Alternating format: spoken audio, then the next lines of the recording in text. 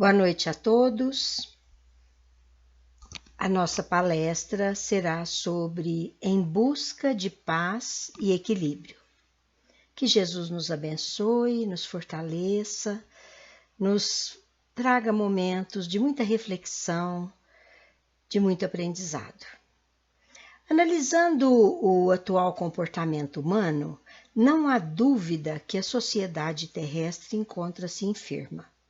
Os altos índices de violência individual, coletiva, apresentam-se assustadores, demonstrando a predominância do primitivismo que ainda não foram superados com o advento da razão. A agressividade, a perversidade dão-se as mãos, ampliando as forças em favor da desordem. O desrespeito às leis e a indiferença pelo destino da humanidade aumentam o pânico nas pessoas que são mais frágeis, e a depressão torna-se de natureza endêmica. Parece que o povo tem perdido o rumo e a confiança em melhor futuro.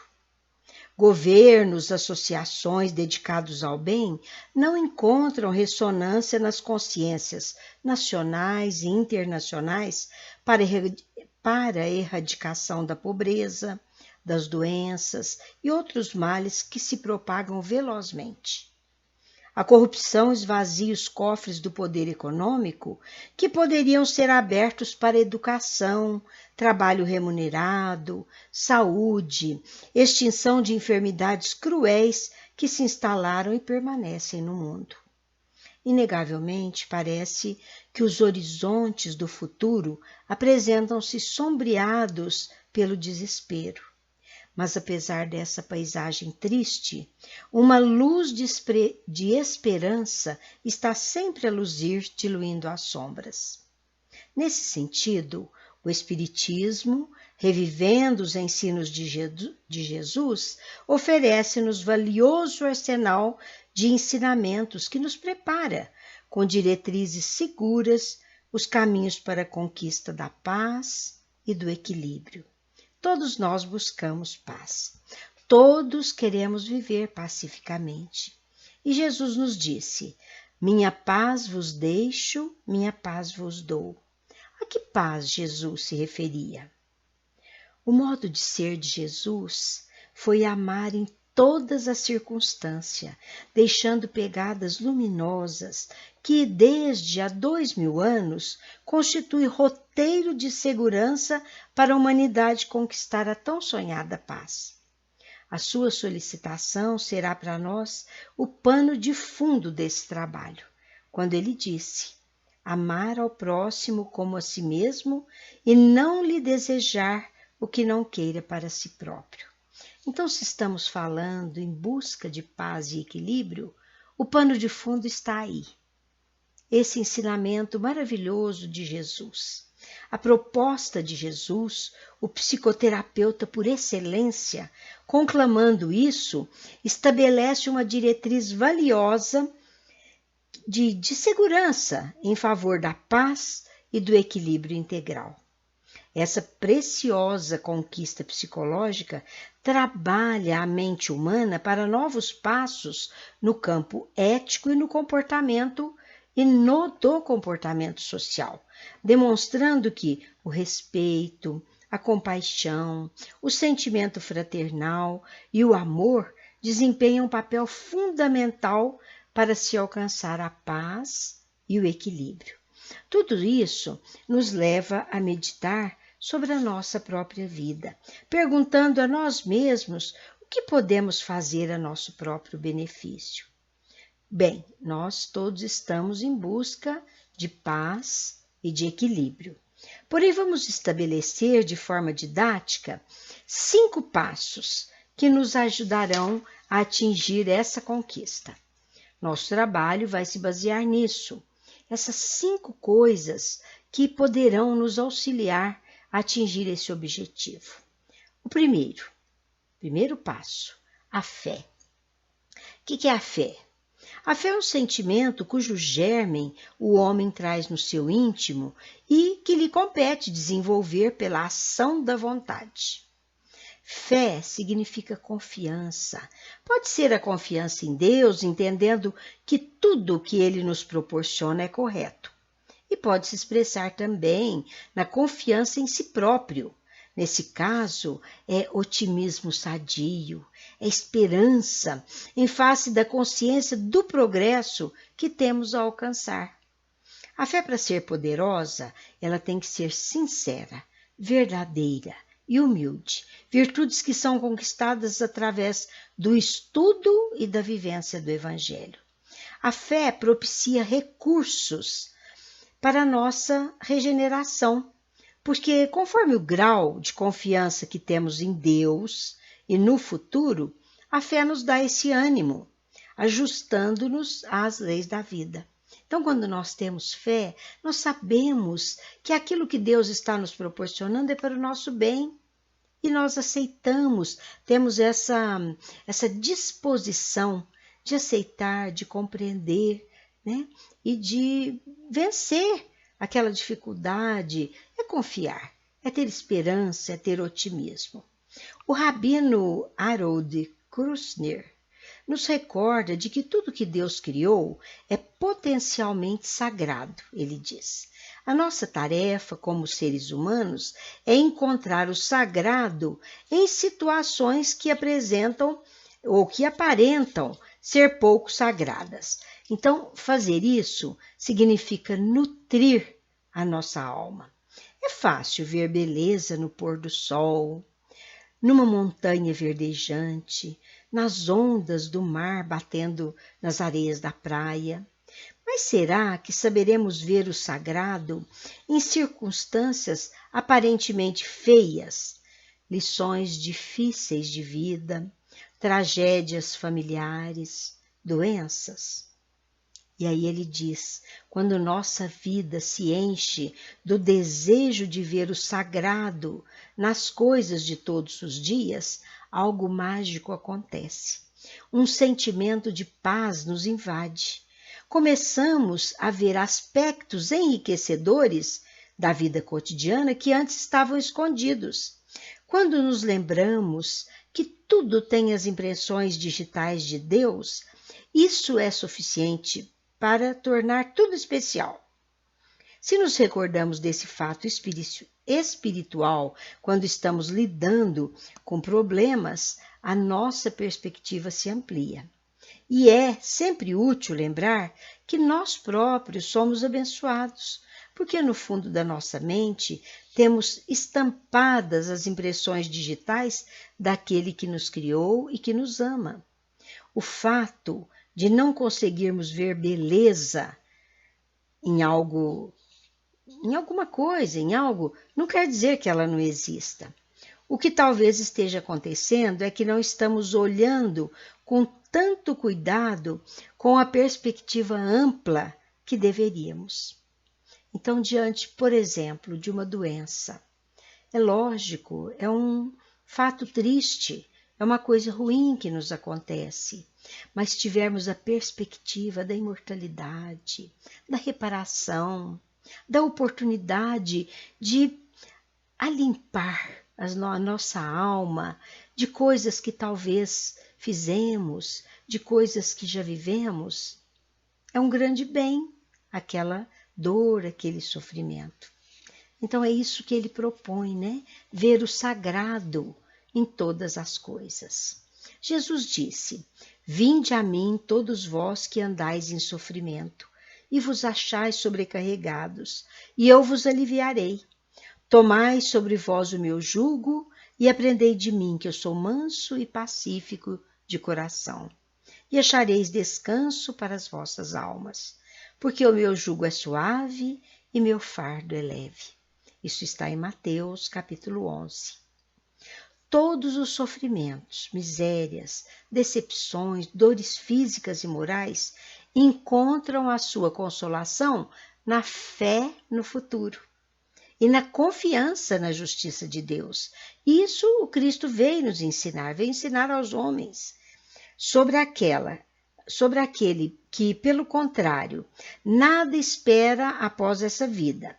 As aflições pesam e nenhuma esperança vem abrandar a sua amargura. Eis o que levou Jesus a dizer: Vinde a mim, vós todos que estáis fatigados, e eu vos aliviarei. Esse é o jugo, esse é o domínio de Jesus. É o domínio a que ele se referia, porque impõe como dever o amor, a misericórdia para todos nós. Então, cada qual de nós nos encontramos no lugar certo, com as criaturas adequadas e nas circunstâncias necessárias à tarefa que nos compete realizar, vinculada ao próprio merecimento.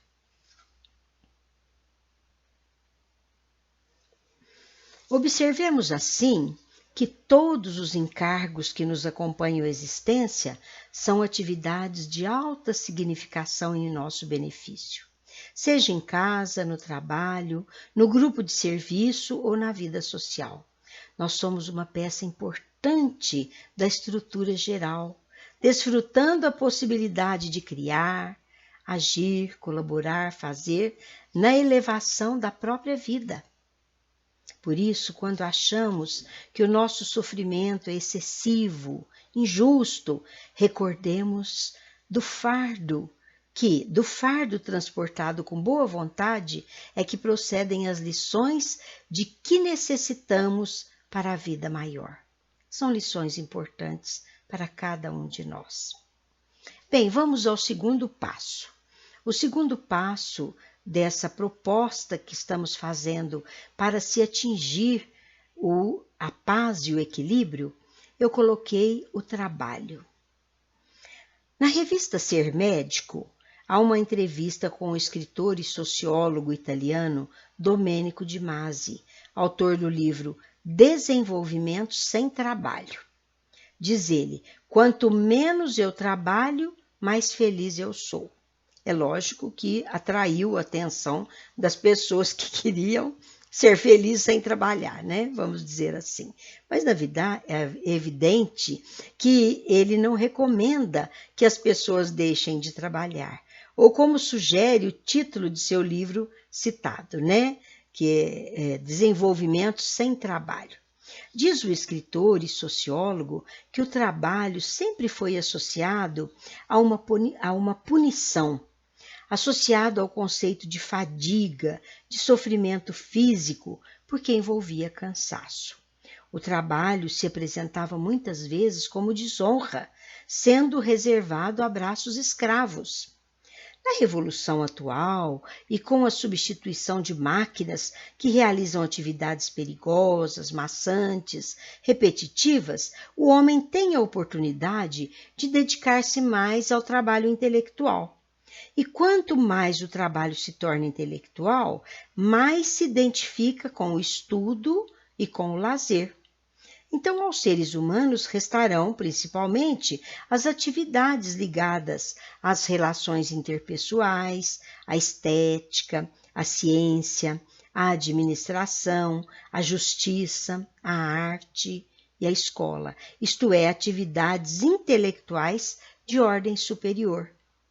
Mas, enfim, o que conclui o escritor é que nós temos que transformar o nosso trabalho em lazer, amar aquilo que fazemos e, consequentemente, sermos felizes realizando aquela atividade.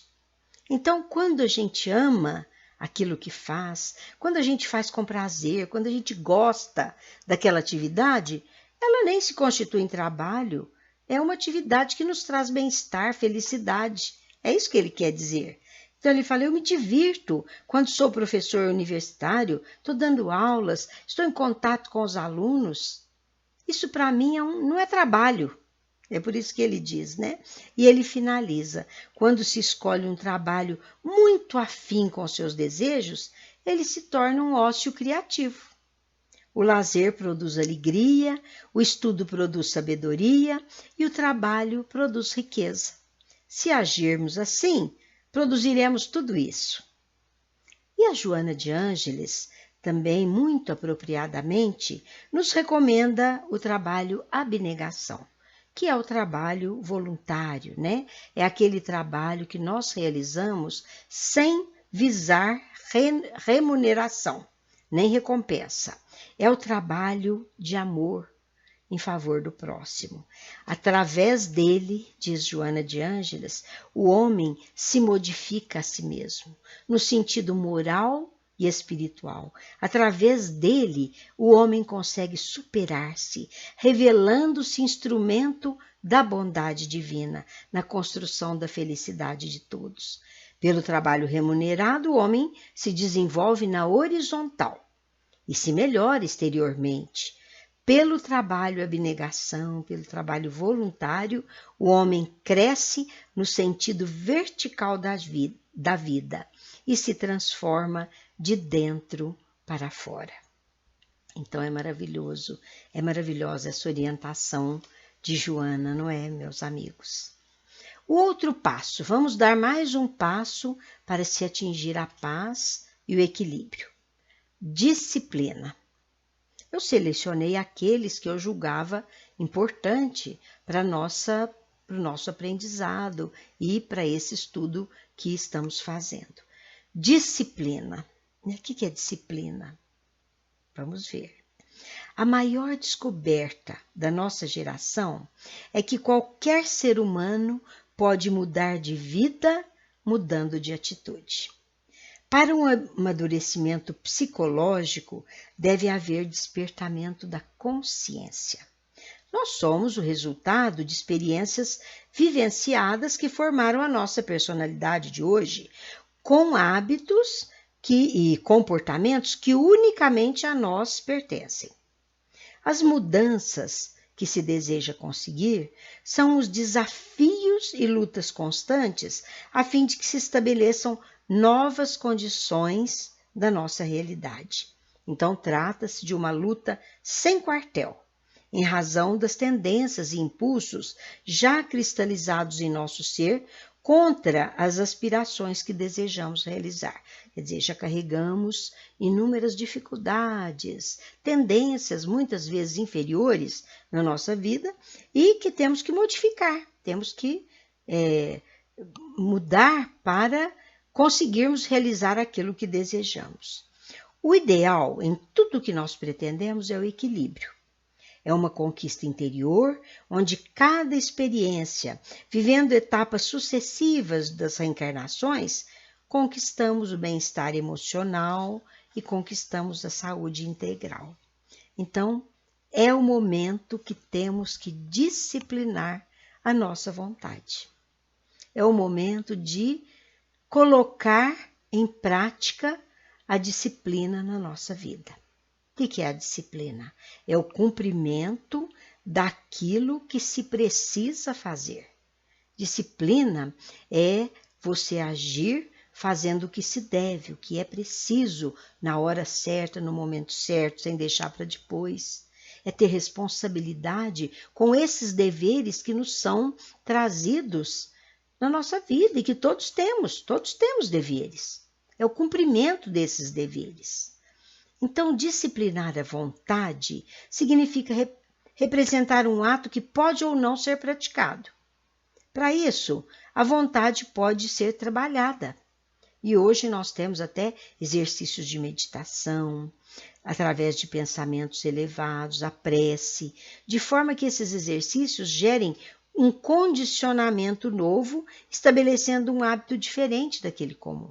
Uma coisa que a gente tinha hábito de fazer, nós vamos modificando. A disciplina, então, envolve cumprimento de deveres, fazer o que se tem que fazer, não deixar para depois, enfim, responsabilidade com as próprias obrigações. E a disciplina se conquista com muita fé, muita perseverança. Por isso, Emmanuel recomendou a Chico: se quiser vencer nesse empreendimento, você precisa de 3 coisas, que todo mundo sabe que ele respondeu para o Chico, né? Disciplina, disciplina, disciplina. Então, esse foi mais um passo dessas etapas que nós estamos caminhando para conquistar a paz e o equilíbrio. Mais um passo. Esse que eu vou citar é um passo bem difícil. Chama-se perdão. A primeira e grande justificativa para a gente perdoar é que ninguém passa por nada que não mereça. Ora, nós acreditamos que a lei divina, na sua perfeita justiça, misericórdia, estabelece a proteção àquele que não deva passar por este ou aquele sofrimento. É da lei divina. Se você não passa por uma situação, é porque você não precisava passar. Se você solicitou ou se você está comprometido com aquela situação, com aquele evento, com aquela atividade, vai te acontecer, virá, né? É da lei, é da lei. Então, se eu sofro, não sou vítima, coitadinha, pela agressão sofrida, porque nós temos essa tendência, né? Fulano fez isso comigo, ele foi instrumento. Mas o fato, você estava comprometido com o fato. Você estava comprometido com a lei, né? Aquele que fez é instrumento e muitas vezes infeliz para que se cumprisse aquilo que eu deveria sofrer. Porque se ele não fizesse, outras coisas aconteceriam e eu sofreria. As consequências do meu comprometimento, daquilo que eu preciso reparar. Então, vamos tirar essa ideia. Eu sou vítima. Sou um coitadinho porque estou sofrendo. Então, não há razão para se ter ódio por aquele que nos faz sofrer. Olha que bonito, gente. Os Espíritos nos ensinam assim. Ele foi um instrumento, às vezes, infeliz daquilo que causou. Mas você não. Você já está pagando o que você fez, né? A lei que se cumpre. Então, o primeiro ponto é isso, a primeira justificativa. O segundo ponto.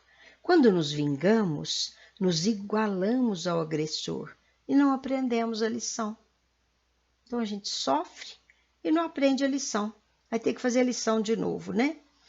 Outra consideração importante a ser feita é a seguinte, quando se refere ao perdão.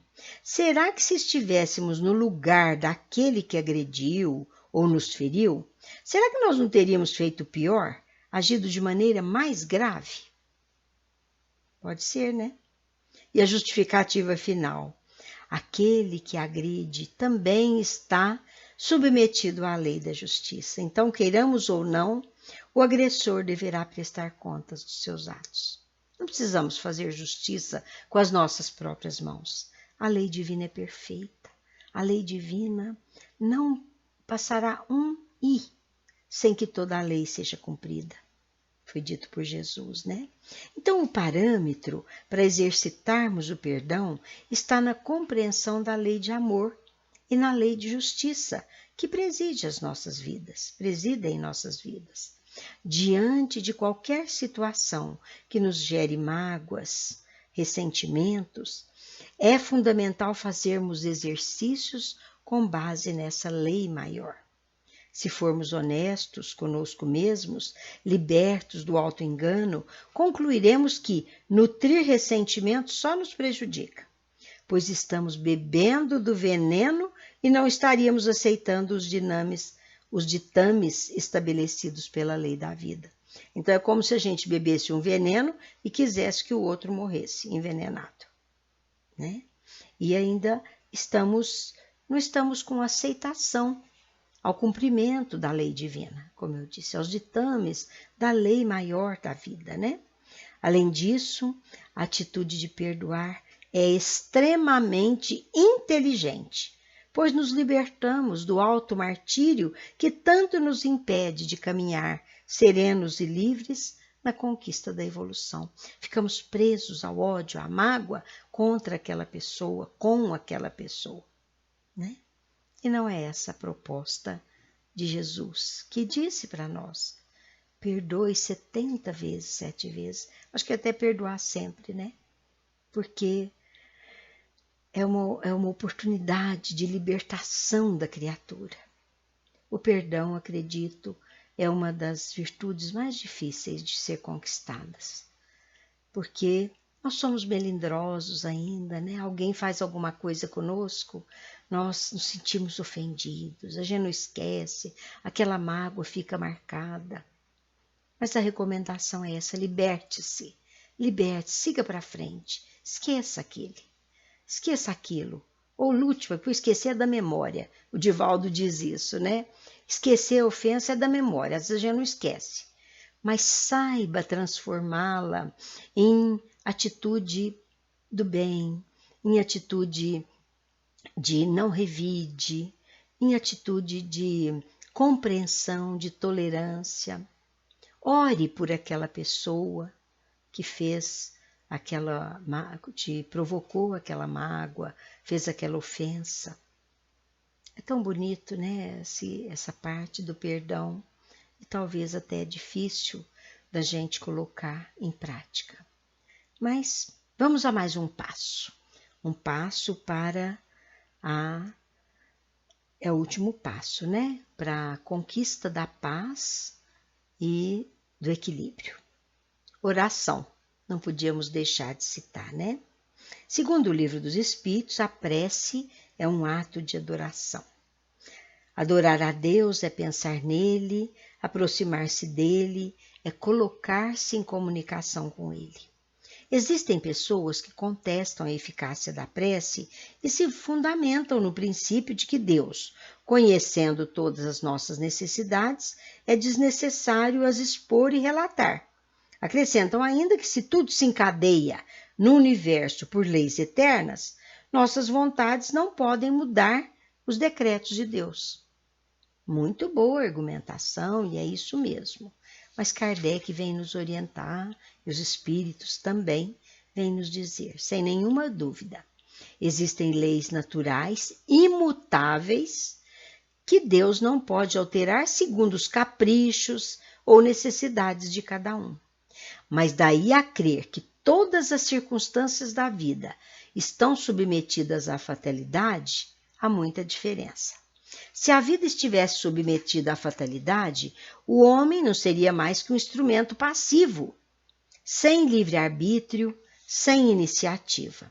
E nesta hipótese, ele não teria senão que curvar a cabeça sob o golpe de todos os acontecimentos, sem procurar desviar o raio.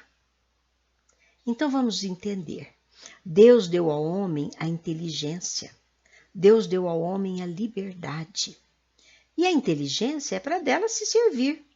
E deu a vontade para querer. E ainda deu a atividade para sair da inação. Então o homem, estando livre para agir, escapa forçosamente à fatalidade. Por isso que a fatalidade ela deve ser entendida como uma fatalidade relativa. Porque nós também estamos construindo a cada momento os nossos passos de evolução, os nossos passos na vida.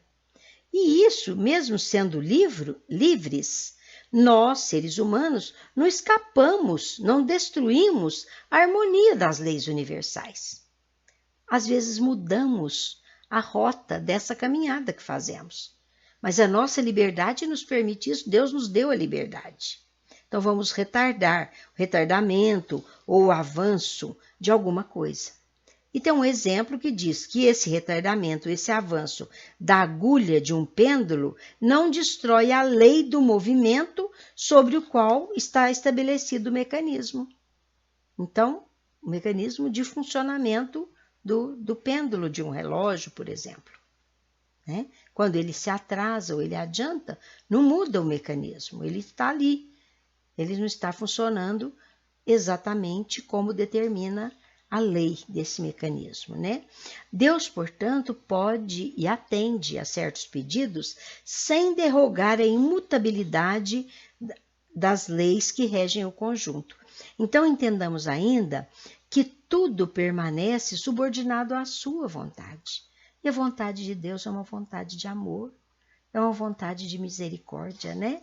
Então, como que isso acontece? Na verdade, uma força interior se forma dentro de nós e a nossa vontade é impulsionada por um desejo de vencer aquela dificuldade.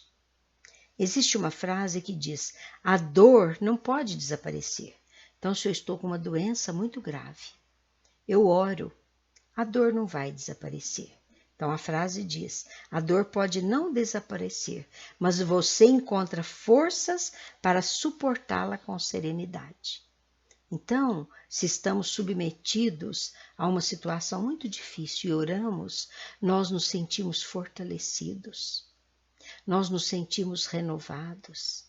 A energia divina penetra em nosso íntimo, fortalecendo a nossa vontade para a libertação, para o entendimento, para a aceitação daquela situação difícil.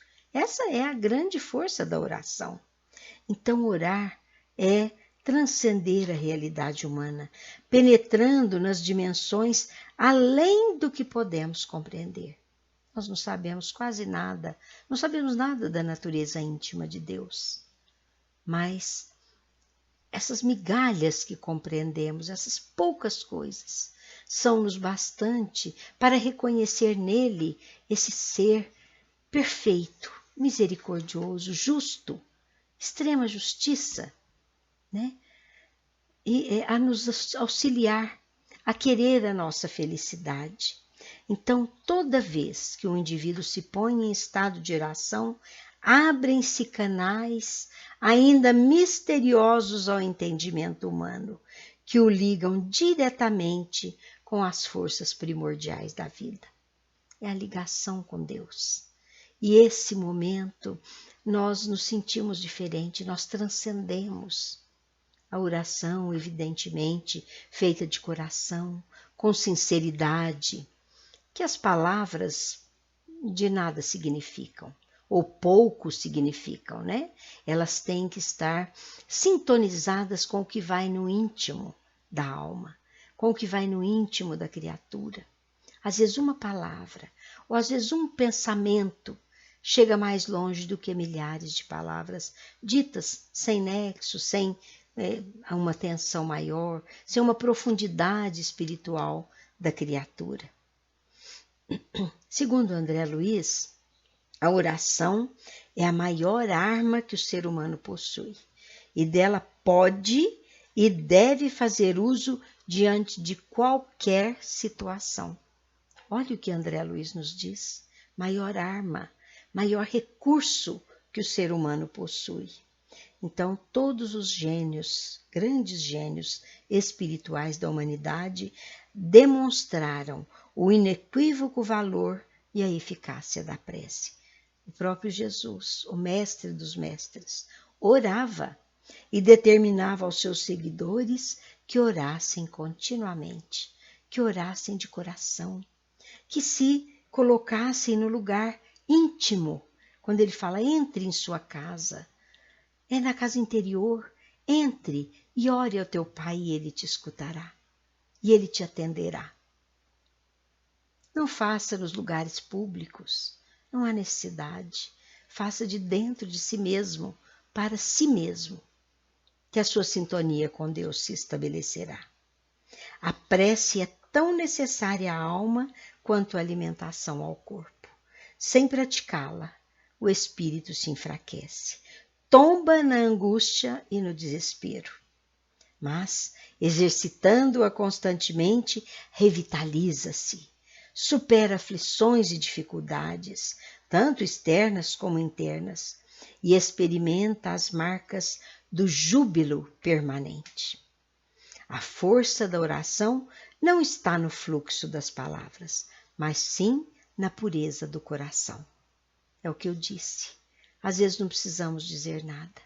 Pensamos em Deus e abrimos a nossa alma para Ele. Elevamos aquele pensamento de desejo de estar em sintonia e que Ele esteja conosco. E a nossa prece será ouvida. Jesus disse, pedi e obtereis. E, segundo André Luiz também, não existe prece sem resposta, até para justificar este ensinamento de Jesus. Pedi e obtereis. Conforme a sua natureza, paira na região em que foi emitida, ou eleva-se, mais ou menos, recebendo a resposta imediata ou remota, segundo as finalidades a que se destina. Imediatamente, a resposta da oração tem um cunho psicológico de paz, de júbilo, de estímulo, de esperança, além de um conjunto de sensações impossíveis de se descrever. e às vezes remota, quando somos levados a entender aquela situação em um maior tempo de experiência daquela situação que estamos vivendo. Quando pedimos alguma coisa, às vezes a resposta vem mais remota, porque precisamos de um tempo maior para entender a resposta de Deus às nossas súplicas. Enquanto mergulhados nas vibrações suaves da prece, o indivíduo se sente elevado à esfera de sensações indescritíveis. Antecipa o que sentirá de forma permanente quando alcançar o estado de espírito puro. Isto é a oração, e que eu recomendo como mais um passo para alcançarmos a paz e o equilíbrio. Então, concluindo, estes foram os passos, né? Vamos lembrar: a fé, o trabalho, a disciplina, a oração e o perdão. Esses são os passos que nós sugerimos para a nossa conquista da paz e da harmonia. Então, concluindo o nosso trabalho, vamos lembrar que todo ser possui, na sua existência, uma finalidade superior. O ser é produto de um largo processo de desenvolvimento de infinitos valores que estão em estado latente, aguardando meios propícios à sua manifestação. Quer dizer, temos tudo isso em germe. Deus nos criou perfectíveis, isto é, com capacidade, simples e ignorantes, mas com capacidade para desenvolver tudo isso. Todos esses dons que serão conquistados no caminhar evolutivo, né? Então, etapa a etapa, passo a passo, usando esses passos que nós sugerimos hoje, são realizados progressos que se fixam no indivíduo em forma de hábitos e que aos poucos vão se incorporando à sua individualidade. Ao final, o ser será a somatória das vivências nas múltiplas encarnações. Erros e acertos são aprendizados do espírito na conquista de valores grandiosos que determinarão a sua destinação, conforme os planos e programas do Criador. Passando por diversos patamares do progresso da evolução, todas as experiências passam a fazer parte do patrimônio da criatura, sob o aspecto mental, sob o aspecto moral. Então, a conquista da evolução é longa, nós sabemos, né? E muitas vezes dolorosa. Porém, esta dor está intimamente relacionada com o comportamento do indivíduo, que teima em buscar caminhos fáceis da irresponsabilidade, da fuga ao dever. Além do que, nesse empreendimento de ascensão inevitável, porque somos destinados à perfeição. Esse é o determinismo divino que é proposto para todos nós. É o propósito divino para nós, porque ele sabe que o atingimento dessa perfeição nos trará uma felicidade suprema, uma felicidade inefável. Então, essa conquista é longa e dolorosa. E a dor está sempre relacionada, né? Porque nós tentamos fugir às responsabilidades. Mas nesse empreendimento inevitável, o ser depara com compromissos passados que o afligem e limitam. Por isso é uma luta. Como ainda carregamos a ignorância do bem, a ignorância do amor ao próximo. Então, esse processo torna-se um verdadeiro desafio. Viver é um desafio sublime, então temos que aprender a realizá-lo com sabedoria. E é uma bem-aventurança que se encontra à disposição de todos nós. Basta querermos, né? Basta querermos e nos decidirmos a avançar e entrar em comunhão com Deus. Quando Jesus disse, eu faço a vontade do meu Pai, ele quis dizer para nós que estava alinhado com a lei. Ele fazia o que o Pai queria, porque ele fazia tudo dentro da lei, conforme a lei. Foi por isso que Jesus, esse mais notável psicoterapeuta que a humanidade conheceu, afirmou: sois deuses e podeis fazer tudo quanto faço e muito mais se o quiserdes. Então temos o germe da perfeição. Temos o germe de todas essas virtudes e cabe a nós desenvolvê-las. Trata-se então de uma proposta-desafio em que a pessoa amadurecida está disposta a consegui-la. Como, todavia, ninguém vem à Terra para sofrer, e sim para reparar, crescer interiormente, adquirir novas experiências, desenvolver aptidões, todos esses empecilhos fazem parte da sua proposta de educação, devendo então equipar-se de valores de discernimento e, sobretudo, de vontade para superá-los. Vencido esse desafio, a criatura avança com desembaraço na busca da sua afirmação plena. Então é a hora dessa maturidade, da conquista dessa paz e desse equilíbrio. Então é o momento da sua afirmação plena, que significa o encontro da paz e do equilíbrio. Então nós oferecemos estes passos, 5 passos importantes para o despertar da consciência. Nossa consciência desperta vai querer realizá-los, desenvolver esse germe que temos em nós em estado latente para a grandiosidade do Espírito perfeito, que busca a sintonia com Deus, que busca sentir Deus no fundo de seu coração. Não precisamos entender Deus, não precisamos saber como Ele é, quais são os seus atributos. Nós somos muito pequenos, não conhecemos a natureza íntima de Deus. Kardec afirma isso no Livro dos Espíritos. Mas o importante é sentirmos Deus e darmos esses passos. E, sentindo Deus, trazê-lo para dentro do nosso coração, conquistando a fé raciocinada, a fé sincera, a fé verdadeira, fazendo através do nosso trabalho, cumprindo a nossa parte, com disciplina, usando do perdão e, sobretudo, praticando a oração nessa sintonia perfeita com o Pai. Teremos alcançado, assim, a paz e o equilíbrio. Agradeço a atenção de todos, que Jesus nos abençoe.